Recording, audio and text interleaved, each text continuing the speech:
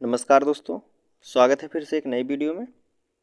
दोस्तों, आज का जो टॉपिक है वह उच्च न्यायालय से क्वेश्चन हम देखेंगे इसमें, जिसमें से टोटल 70 क्वेश्चन है। स्पेशल यूपी ट्रिपल एस पेट के लिए क्वेश्चन को छांटा गया है। ठीक दोस्तों, पेट के लिए है यह क्वेश्चन। और इससे पहले हमने सर्वोच्च न्यायालय का वीडियो अपलोड कर दिया है। अगर आप नहीं देखे हैं तो डिस्क्रिप्शन में आपको उस वीडियो का लिंक मिल जाएगा, आप वहां से जाके देख सकते हैं। साथ ही साथ और सब्जेक्ट का वीडियो देखना चाहते हैं जैसे कि हिस्ट्री, पॉलिटी, ज्योग्राफी का वीडियो हमने अपलोड कर दिया है। प्ले लिस्ट में जाइए आप, वहाँ से सभी वीडियो क्रमागत आपको मिल जाएंगे, आप वहाँ से सभी वीडियो को देख सकते हैं। ठीक दोस्तों, और साथ ही साथ अगर पीडीएफ को डाउनलोड करना चाहते हैं सभी वीडियो का, तो डिस्क्रिप्शन में टेलीग्राम चैनल का लिंक दिया गया है, आप वहां से जाके पीडीएफ को डाउनलोड कर सकते हैं। ठीक दोस्तों, तो आज का जो हमारा प्रश्न है इसमें उच्च न्यायालय से रहेगा, और उच्च न्यायालय में हम क्वेश्चन आज का शुरू करते हैं दोस्तों। ठीक है, चलिए शुरू करते हैं। थोड़ा इरेज कर दें इसको।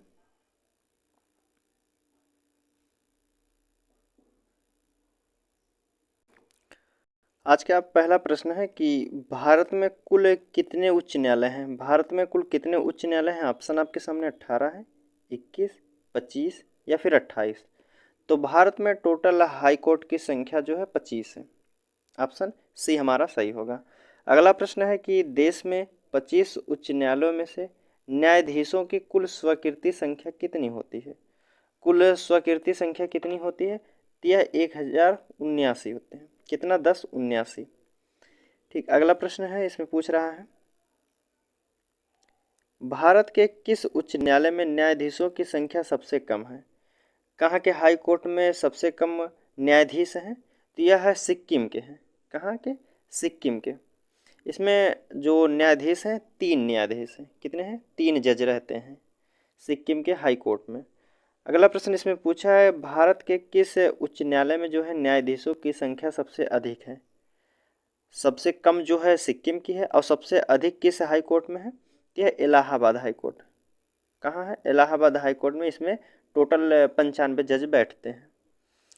अगला प्रश्न है, पूछ रहा है इसमें भारत में 25 उच्च न्यायालयों में किसकी स्थापना सबसे बाद में हुई थी।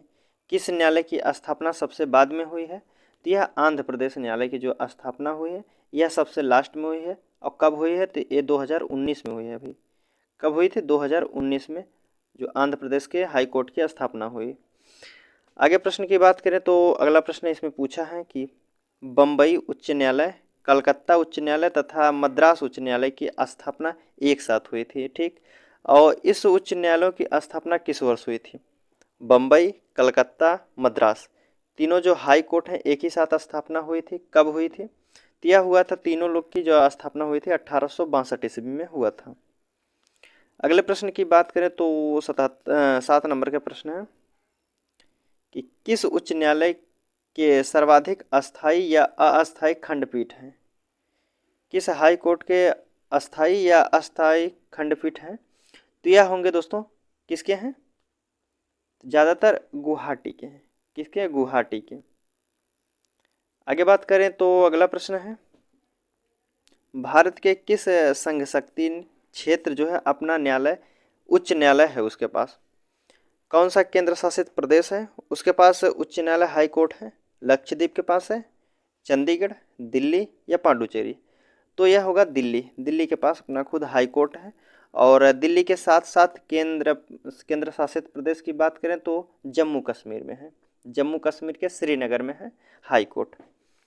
अगला प्रश्न इसमें पूछा है निम्नलिखित में से किस राज्य का अपना स्वयं का उच्च न्यायालय नहीं है। इनमें से कौन सा राज्य है जिसका उच्च न्यायालय नहीं है, तो यह होगा दोस्तों नागालैंड। नागालैंड, नागालैंड की बात करें तो दोस्तों नागालैंड, असम, मिजोरम, अरुणाचल प्रदेश, कितने हैं, जो क्या हो गया, एक तो नागालैंड हो गया, दूसरा असम, तीसरे नंबर की बात करें तो मिजोरम, और चौथा बात करें तो आंध्र प्रदेश। ANP लिख देते हैं, आंध्र प्रदेश। 4 ऐसे राज्य हैं जिनमें केवल एक हाई कोर्ट है, वो भी गुवाहाटी, असम के गुवाहाटी में है। तीनों राज्यों का जो मामला असम गुवाहाटी में देखा जाता है। तो ठीक है, इसमें पूछा था किसके पास न्यायालय जो है हाई कोर्ट नहीं है, तो नागालैंड के पास नहीं है। और पूछ लेगा तो किस में नहीं है, तो नागालैंड, असम, असम में है दोस्तों, नागालैंड, मिजोरम, आंध्र प्रदेश में नहीं है। और तीनों का जो हाई कोर्ट फैसला सुनाता है वह असम के गुवाहाटी से सुनाया जाता है। अगले प्रश्न की बात करें तो इसमें कह रहा है, इसमें है दोस्तों, एक मिनट, कि निम्नलिखित में से कौन सा उच्च न्यायालय जो है एक से अधिक राज्यों का न्यायालय है। एक से अधिक राज्यों का न्यायालय जो है, यह अभी हमने बताया था कहाँ है, गुवाहाटी। कहाँ है, असम में है। यह 3 राज्यों के, असम के साथ साथ 3 राज्य और जो है इसका न्याय करता है। आगे बात करते हैं तो पटना उच्च न्यायालय की स्थापना कब हुई थी। पटना जो उच्च न्यायालय है उसकी स्थापना कब हुई थी, तो यह हुई थी 1916 ईस्वी में। कब हुई थी, 1916 में। अगला प्रश्न की बात करें, इसमें पूछ रहा है भारत का सबसे बड़ा उच्च न्यायालय है, भारत का सबसे बड़ा हाई कोर्ट कहाँ है, तो इलाहाबाद का हाई कोर्ट सबसे बड़ा है। आगे बात करें तो भारत के किन 2 संघ शासित क्षेत्रों का अपना उच्च न्यायालय है। केंद्र, किन 2 जो है केंद्र शासित प्रदेश ऐसे हैं जिनके पास खुद हाई कोर्ट है, तो हमने बताया दिल्ली और जम्मू कश्मीर में। ऑप्शन बी हमारा सही होगा। अगले प्रश्न की बात करें तो पूछा है किन राज्यों में साझा जो है उच्च न्यायालय है। किन राज्यों का, 2 राज्यों का उच्च न्यायालय एक ही में है, तो महाराष्ट्र और गोवा का उच्च न्यायालय एक ही में है, महाराष्ट्र और गोवा का। आगे बात करते हैं, अगला प्रश्न है, इसमें पूछ रहा है कि भारत में उच्च न्यायालय जो सर्वप्रथम आरंभ हुआ था, भारत का उच्च न्यायालय सर्वप्रथम कहाँ से आरंभ हुआ था, तो जो बम्बई, मद्रास, कलकत्ता में। बम्बई, मद्रास, कलकत्ता में। कब इसकी स्थापना हुई थी, तो 1861 के आसपास में हुई थी। 1861 में इनकी स्थापना हुई थी, 3 हाई कोर्ट की। आगे बात करें तो अगला प्रश्न इसमें पूछा है कि किसके अंतर्गत जो है कलकत्ता, मद्रास एवं बम्बई के उच्च न्यायालय स्थापित किए गए थे। कब किए गए थे और किसके अंतर्गत किए गए थे, तो यह 1861 में इसकी स्थापना हुई थी। तो भारत उच्च न्यायालय अधिनियम 1861 के तहत इन 3 जो है हाई कोर्टों की स्थापना हुई थी। किसकी किसकी, कलकत्ता, मद्रास, बम्बई की। अगला प्रश्न है, इसमें पूछ रहा है गोवा राज्य किस उच्च न्यायालय के क्षेत्राधिकार में आता है। गोवा किसके हाई कोर्ट के अंतर्गत आता है, किस हाई कोर्ट के अंतर्गत, तो यह आता है बम्बई के, क्या कहते हैं, मुंबई या बम्बई। बम्बई महाराष्ट्र और गोवा दोनों का हाई कोर्ट एक ही है। ठीक, आगे बात करते हैं, अगला प्रश्न इसमें पूछ रहा है, इसमें कह रहा है कि दादर नगर हवेली एवं दमन दीप किस उच्च न्यायालय के क्षेत्राधिकार के अंतर्गत आते हैं। दमन और दीप किस हाई कोर्ट के अंतर्गत आते हैं, तो यह भी मुंबई के अंतर्गत ही आते हैं, जिसे बम्बई कहा जाता है। अगला प्रश्न है, इसमें पूछ रहा है कि अंडमान एवं निकोबार जो द्वीप समूह है निम्नलिखित में से किस जो है हाई कोर्ट के अंतर्गत आते हैं, किस उच्च न्यायालय के अंतर्गत आते हैं, आंध्र प्रदेश के, कलकत्ता, मद्रास या फिर उड़ीसा। तो जो अंडमान निकोबार द्वीप समूह है यह कलकत्ता के अंतर्गत आते हैं। अगला प्रश्न है लक्षद्वीप केंद्र शासित प्रदेश किस उच्च न्यायालय के अंतर्गत आता है, तो यह आता है दोस्तों, जो लक्षद्वीप की बात करें तो केरल के अंतर्गत आता है। ठीक, केरल के अंतर्गत। और दमन और दीप की बात करें तो दमन और दीप जो था बम्बई था। और अंडमान निकोबार की बात करें तो यह कलकत्ता के अधीन है। और लक्षद्वीप की बात करें तो यह केरल राज्य के, ठीक है, केरल उच्च न्यायालय के अधीन है। आगे बात करें तो अगला प्रश्न है, तो 21 नंबर का प्रश्न पूछ रहा है इसमें कि छत्तीसगढ़ जो हाई कोर्ट कहाँ स्थित है। छत्तीसगढ़ का हाई कोर्ट कहाँ है, तो बिलासपुर में है। उत्तराखंड का उच्च न्यायालय कहाँ है, उत्तराखंड के उच्च न्यायालय की स्थापना कहाँ की गई है, तो यह नैनीताल में है। उत्तराखंड का हाई कोर्ट नैनीताल। झारखंड का हाई कोर्ट की स्थापना करें तो वह कहाँ किया गया है, झारखंड का जो है रांची में है। कहाँ है, रांची। ठीक, आगे बात करें तो अगला प्रश्न इसमें पूछा है मध्य प्रदेश का उच्च न्यायालय कहाँ है। मध्य प्रदेश का उच्च न्यायालय कहाँ है, तो मध्य प्रदेश का जो है जबलपुर है। कहाँ है, जबलपुर। पूछा केरल राज्य का हाई कोर्ट कहाँ है, तो केरल का एर्नाकुलम होता है। अगला प्रश्न है, इसमें पूछा है उड़ीसा राज्य का हाई कोर्ट कहाँ है। उड़ीसा का जो है दोस्तों यह कटक में है। कहाँ? कटक में। अगला प्रश्न है, मिलान करना है। कुछ स्थान कुछ राज्य दिए गए हैं और उनके साथ उनका हाई कोर्ट मिलान करना है। तो पूछा है राजस्थान का हाई कोर्ट कहाँ है। पहले हम मिलान के राजस्थान का हाई कोर्ट जो है जोधपुर में है। उड़ीसा की बात करें तो उड़ीसा का कटक में है। गुजरात की बात करें तो गुजरात का जो है अहमदाबाद में है। केरल की तो है एर्नाकुलम। कहाँ केरल का है? एर्नाकुलम। तो ऑप्शन कौन सा हमारा सही होगा? पहले का चौथा, दूसरे का तीसरा। पहले का चौथा, दूसरे का तीसरा। पहले का चौथा सिर्फ ऑप्शन सी में दिख रहा है दोस्तों। ऑप्शन सी हमारा सही होगा। ठीक, अगले प्रश्न की बात करें तो इसमें पूछ रहा है कि दो या दो से अधिक राज्यों के लिए एक उच्च न्यायालय की स्थापना किसके द्वारा की जा सकती है। किसके द्वारा की जा सकती है? एक राज्य या उसके साथ साथ दो राज्यों की जो उनका देखभाल करेगा, तो वह एक ही हाई कोर्ट कर सकता है। इसकी स्थापना कौन कर सकते हैं?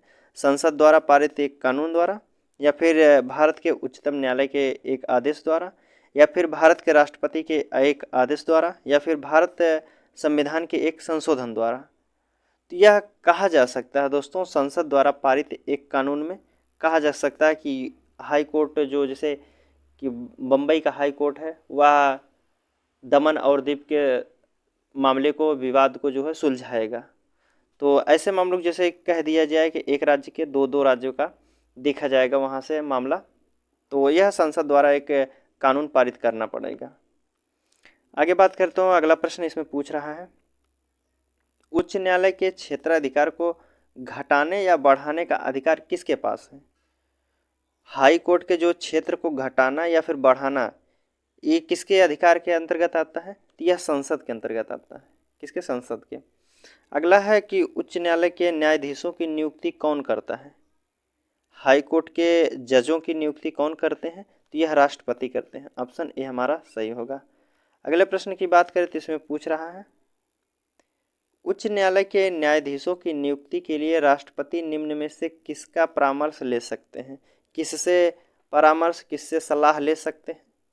तो यह जो उच्च न्यायालय के न्यायाधीशों की नियुक्ति के लिए राष्ट्रपति जो होते हैं, यह सर्वोच्च न्यायालय के मुख्य न्यायाधीश से भी सलाह ले सकते हैं और संबंधित राज्य के उच्च न्यायालय जो मुख्य न्यायाधीश होते हैं उनसे भी ले सकते हैं, और राज्य संबंधित राज्यपाल से तो अब जो है सभी से ले सकते हैं। इन ऑप्शनों में से सर्वोच्च न्यायालय के मुख्य न्यायाधीश से भी लेते हैं और हाई कोर्ट के मुख्य न्यायाधीश से लेते हैं, संबंधित राज्यपाल जो राज्य के रहते हैं वहाँ से भी सलाह लेते हैं। तो क्या होगा हमारा? उपयुक्त सभी। आगे बात करें तो अगला प्रश्न है, इसमें पूछ रहा है कि उच्च न्यायालय में जो बकाया कार्य को निपटाने के लिए राष्ट्रपति पर अपर न्यायाधीश की नियुक्ति अधिक से अधिक कितने समय के लिए कर सकती है। जो अधिक से अधिक कितने समय के लिए कर सकती है? तो यह 2 वर्ष के लिए। कितना? 2 वर्ष के लिए। आगे बात करें तो अगला प्रश्न इसमें पूछ रहा है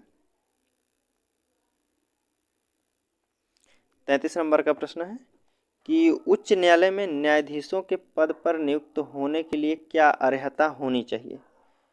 हाई कोर्ट के जज बनने के लिए क्या योग्यता होनी चाहिए? तो उसे जो है वह भारत का नागरिक हो, ये तो पहली बात है, एवं उसकी आयु जो है 62 वर्ष से कम होनी चाहिए। ठीक है, बात सही कही गई। दूसरी बात कह रहा है कि उसने भारत क्षेत्र में कोई न्यायिक पद धारण ना किया हो। यह भी बात सही है कि कोई न्यायिक पद धारण नहीं किया रहना चाहिए। फिर पूछा है कि वह किसी उच्च न्यायालय या दो से अधिक न्यायालय ऐसे लगातार अधिवक्ता रहा हो। ठीक, यह भी योग्यता होनी चाहिए। तो उपयुक्त सभी योग्यताएं जो इसमें दी गई हैं सभी होनी चाहिए एक जज बनने के लिए हाई कोर्ट के। आगे बात करते हैं, अगला प्रश्न है 34 नंबर का प्रश्न है कि उच्च न्यायालय के न्यायाधीशों का उच्च न्यायालय के न्यायाधीशों का नियुक्ति कौन करते हैं, इसमें पूछा है। तो वयस्क भारतीय नागरिकों द्वारा निर्वाचन होता है, या फिर विधानमंडल के सदस्यों द्वारा निर्वाचन होता है इनका, या फिर राष्ट्रपति के द्वारा इनकी नियुक्ति की जाती है, या फिर मुख्यमंत्री के द्वारा इनकी नियुक्ति की जाती है। जो हाई कोर्ट के जज होते हैं उनकी नियुक्ति राष्ट्रपति के द्वारा की जाती है। ऑप्शन सी हमारा सही होगा, राष्ट्रपति के द्वारा उनकी नियुक्ति की जाती है। अगले प्रश्न की बात करें तो इसमें पूछा है 35 नंबर का, उच्च न्यायालय का न्यायाधीश किसके समक्ष अपने पद और गोपनीयता का शपथ लेता है।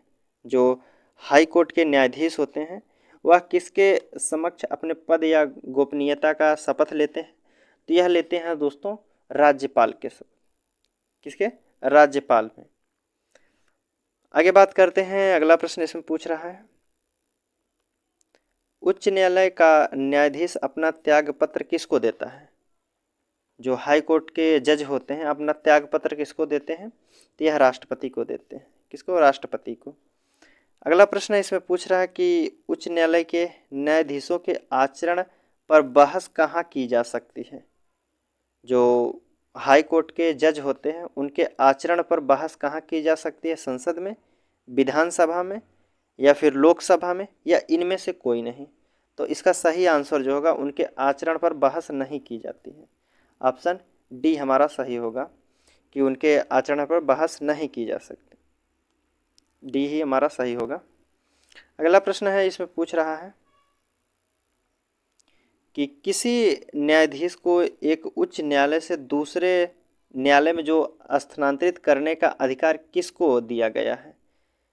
मान लीजिए एक हाई कोर्ट के जज हैं, इलाहाबाद के जज हैं, उनको पटना भेजा जाएगा, तो उनके जो भेजने की प्रक्रिया होती है कौन कर सकते हैं, किसके आदेश से वह जाएंगे, भारत के मुख्य न्यायमूर्ति द्वारा या फिर भारत के राष्ट्रपति द्वारा या भारत के विधि मंत्री या फिर केंद्रीय मंत्रिमंडल द्वारा।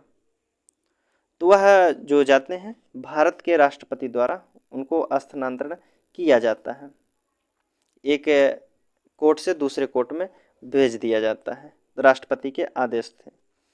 अगला प्रश्न इसमें पूछ रहा है कि उच्च न्यायालय के न्यायाधीशों को कौन हटा सकता है। उच्च न्यायालय के जो न्यायाधीश होते हैं उनको हटा कौन सकता है, तो उनको हटाने के लिए जो है विशेष बहुमत से पारित संसद में प्रस्ताव लाना पड़ेगा। प्रस्ताव पर राष्ट्रपति हटा सकते हैं।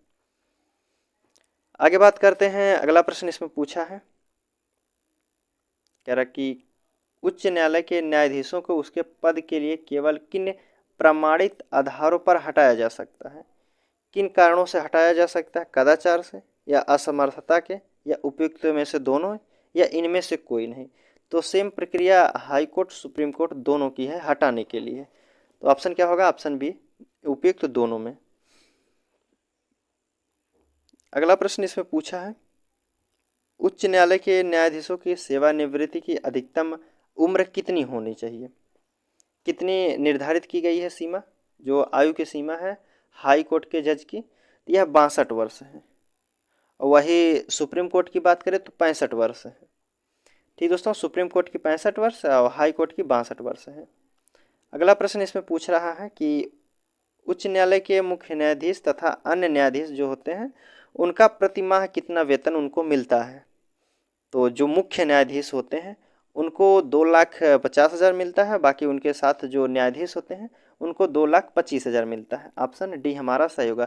और बात करें सुप्रीम कोर्ट में तो उसमें मिलता है जो मुख्य न्यायाधीश होते हैं सीजेआई का, उनका 2,80,000 मिलता है वेतन, और जो न्यायाधीश लोग होते हैं उनका 2,50,000 मिलता है। और हाई कोर्ट में 2,50,000 मुख्य न्यायाधीश का और 2,25,000 अन्य न्यायाधीश का मिलता है वेतन। अगला प्रश्न है इसमें पूछा है कि किसी राज्य के उच्च न्यायालय के न्यायाधीशों के वेतन तथा भत्ते निम्नलिखित में से कौन सी जो है निधि पर भारित होते हैं। कि कौन सी निधि पर भारित होते हैं, भारत की आकस्मिक जो है निधि, या भारत की संचित निधि, या भारत के लोक लेखा निधि, या संबंधित राज्य की संचित निधि पर। तो यह होगा संबंधित राज्य है संचित निधि पर उनका जो है भत्ते का निर्धारित होता है। आगे बात करते हैं, अगला प्रश्न इसमें पूछ रहा है कि उच्च न्यायालय के मुख्य न्यायमूर्ति और अन्य न्यायमूर्ति की कितनी आयु पद पर बने रहते, कह रहा है कितनी आयु तक पद पर बने रहते हैं। फिर वही क्वेश्चन पूछ लिया है, कितने आयु तक वह पद पर रह सकते हैं, तो 62 वर्ष की आयु तक। अगला प्रश्न इसमें पूछा है उच्च न्यायालय के किसी न्यायाधीश की आयु के बारे में उत्पन्न किसी प्रश्न का जो है विनिश्चय कौन करता है? किसी आयु के बारे में उत्पन्न किसी प्रश्न का विनिश्चय कौन करता है? तो यह करते हैं सर्वोच्च न्यायालय के मुख्य न्यायाधीश। कौन करते हैं? हाई कोर्ट के जो है मुख्य न्यायाधीश के परामर्श पर राष्ट्रपति करते हैं। आगे बात करते हैं अगले प्रश्न की। इसमें पूछा है कि 46 नंबर में, उच्च न्यायालय के न्यायाधीश पद पर नियुक्त होने वाली प्रथम महिला कौन है? हाई कोर्ट के जज बनने वाली प्रथम महिला कौन है? तो इसमें कौन से ऑप्शन होगा? अन्ना चड्डी जो है यह प्रथम महिला है मुख्य न्यायाधीश बनने वाली। पूछा है भारत में जो है उच्च न्यायालय की मुख्य न्यायाधीश महिला बनने वाली पहली कौन है? मुख्य न्यायाधीश बनने वाली पहली महिला जो है यह है दोस्तों लीला सेठ है। कौन है? लीला सेठ। ऑप्शन सी हमारा सही होगा। अगले प्रश्न की बात करें तो उसमें पूछ रहा है, अगले प्रश्न में कह रहा है कि उच्च न्यायालय के मुख्य न्यायाधीश के अतिरिक्त जो है कुल कितने न्यायाधीशों का प्रावधान संविधान में है? जो एक हाई कोर्ट के मुख्य न्यायाधीश होते हैं उनके साथ साथ कितने अन्य न्यायाधीश होते हैं, कितने और जज हो सकते हैं संविधान में कितने जजों का उल्लेख किया गया है? इसमें कोई सीमा नहीं है, कोई सीमा निर्धारित नहीं की गई है कि कितने जज उनके साथ में होंगे। ठीक, आगे प्रश्न बात करें तो अगला है कि मौलिक अधिकारों को लागू करने अथवा अतिक्रमण करने के मामलों में उच्च न्यायालय निम्नलिखित में से किस प्रकार का आदेश जारी कर सकता है? किस प्रकार का आदेश जारी कर सकता है? हाई कोर्ट हो या सुप्रीम कोर्ट हो, वह 5 प्रकार के अधिकार जारी करता है। अधिकार परीक्षाकरण, परमादेश या प्रतिषेध, बंदी प्रत्यक्षीकरण, उत्प्रेषण। तो क्या होगा? ऑप्शन हमारा डी सही होगा कि इनमें से सभी को जो जारी कर सकता है आदेश को। फिर आगे पूछा है अगला प्रश्न कि पूछा है बंदी प्रत्यक्षीकरण याचिका के अतिरिक्त निम्नलिखित में से किस याचिका का जो है उच्च न्यायालय द्वारा जारी किया जा सकता है? तो अभी हमने बताया है कि सभी को जारी कर सकते हैं, 5 प्रकार के रिट होते हैं। आगे बात करें तो अगला प्रश्न है, इसमें पूछ रहा है उच्च न्यायालय जो है अपने अधीनस्थ न्यायालय या फिर अर्ध न्यायिक निकायों के विरुद्ध उत्प्रेषण रिट तब जारी कर सकता है। कब जारी कर सकता है? जब रीट जारी करने का, उत्प्रेषण रीट जारी करने का जो कारण होता है दोस्तों, वह जब निर्णय आदेश या कोई विधि त्रुटि संबंधी होती है तब निर्णय जारी होता है उत्प्रेषण का, या जब निर्णय आदेश को पारित करने में नैसर्गिक न्याय के सिद्धांत का उल्लंघन हुआ हो तब भी जारी होता है, जब निर्णय या आदेश को पारित करने का जो है अधिकारिता के अधीन जो है अधिक्य में कार्य किया गया हो, ये भी होता है। ये क्या हो गया? ये भी होता है। फिर ऑप्शन क्या होगा हमारा? ऑप्शन डी हमारा सही होगा, इनमें से सभी। आगे बात करते हैं अगला प्रश्न, इसमें पूछ रहा है कि उच्च न्यायालय की परमादेश जारी करने की शक्ति के अंतर्गत आते हैं। उच्च न्यायालय के जो परमादेश जारी करने की शक्ति के अंतर्गत आते हैं, कौन कौन आते हैं? संवैधानिक अधिकार आते हैं या संविधानिक अधिकार, मौलिक अधिकार। तो इसका आंसर जो होगा ऑप्शन डी सही होगा, सभी आते हैं। अगला प्रश्न पूछा है उच्च न्यायालय को किसका जो है अधीक्षण करने का अधिकार है? उच्च न्यायालय को किसका अधीक्षण करने का अधिकार है? तो यह दोस्तों जो अधीक्षण किया जाता है अधीनस्थ न्यायालय का किया जाता है। किसका? अधीनस्थ न्यायालय का। अगला प्रश्न इसमें पूछ रहा है कि जो है भारत के उच्च न्यायालयों के संबंध में निम्नलिखित कथनों पर विचार कीजिए। इनके कथनों पर विचार करना है। देश में 45 उच्च न्यायालय 25 उच्च न्यायालय हैं, सही बात कही गई। फिर इसमें पूछा है कि जो है उनमें से 3 का क्षेत्रीय एक राज्य में अधिक हो सकता है, तो ये नहीं हो सकता है। फिर पूछा है कि किसी भी संघ राज्य क्षेत्र का अपना उच्च न्यायालय नहीं है, नहीं भी है, भी दिल्ली है, जम्मू कश्मीर है। पूछा है उच्च न्यायालय के न्यायाधीश 62 वर्ष की उम्र तक पद पर रहते हैं? हाँ। तो हमारा पहला और चौथी बात जो है सही कही गई है। तो ऑप्शन कौन सा हमारा होगा? पहला चौथा, ऑप्शन सी हमारा सही होगा। अगले प्रश्न की बात करें तो है, इसमें पूछा है निम्न जो है उच्च न्यायालयों में से कौन सा एक अधिक राज्य केंद्र शासित प्रदेश के लिए है? जो अधिक राज्य और केंद्र शासित प्रदेश के लिए है, कौन सा एक हाई कोर्ट है? तो यह गुवाहाटी है। गुवाहाटी दोस्तों 4 राज्यों के लिए एक ही न्यायालय है। आगे बात करें तो अगला प्रश्न है, निम्नलिखित में से कौन सा कथन जो है उच्च न्यायालय के सेवानिवृत्त जज के विषय में सही है?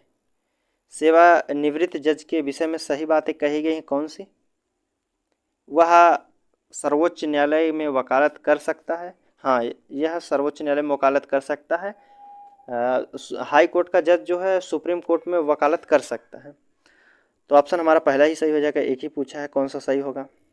फिर आगे पूछ रहा है इसमें 57 नंबर है कि सबसे पहले किस उच्च न्यायालय ने घोषणा की थी कि बंद जो है असंवैधानिक है? बंद जो शब्द है वह असंवैधानिक है। किस हाई कोर्ट ने जो है यह घोषणा किया था? तो यह केरल राज्य ने किया था। ऑप्शन सी होगा केरल राज्य। अगले प्रश्न की बात करें तो इसमें पूछा है,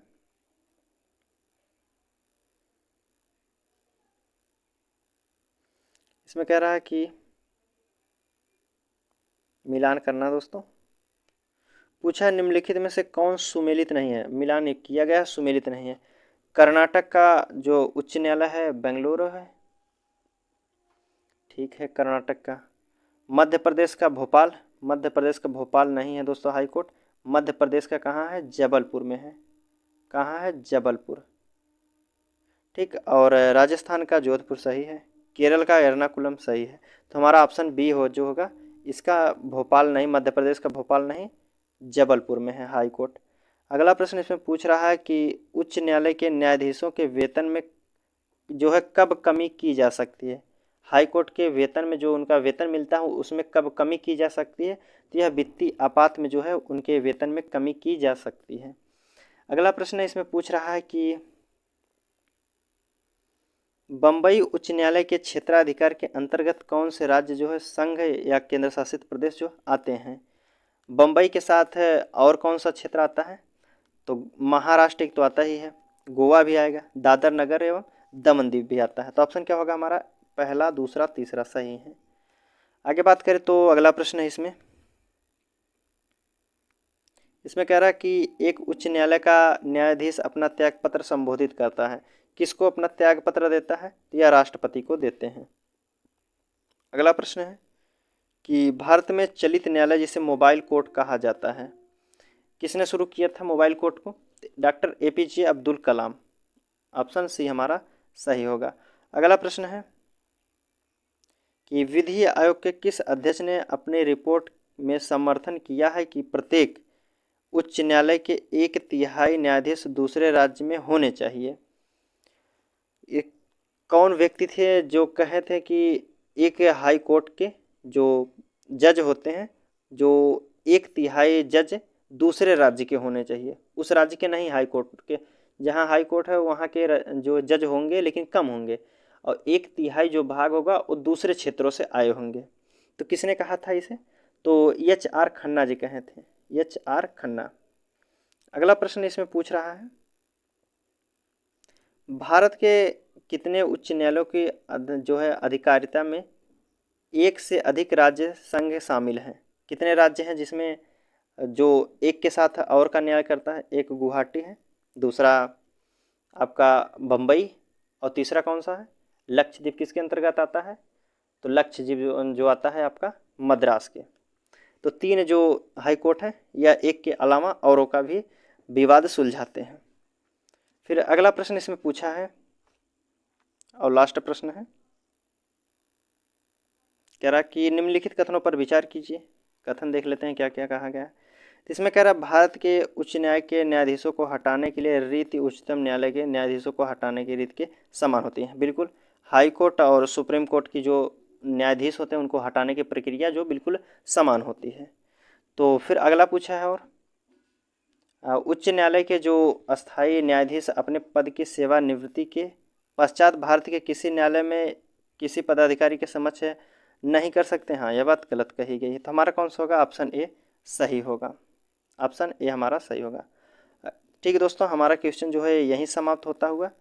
और दोस्तों हमने कल के वीडियो में अपलोड किया था सर्वोच्च न्यायालय, सर्वोच्च न्यायालय का वीडियो अपलोड कर दिया गया है। अगर आप नहीं देखे हैं तो डिस्क्रिप्शन में इसका वीडियो का लिंक मिल जाएगा, आप वहां से सर्वोच्च न्यायालय का वीडियो देख सकते हैं। ठीक दोस्तों, चलिए आपसे मिलते हैं अगले वीडियो में, तब तक के लिए धन्यवाद दोस्तों।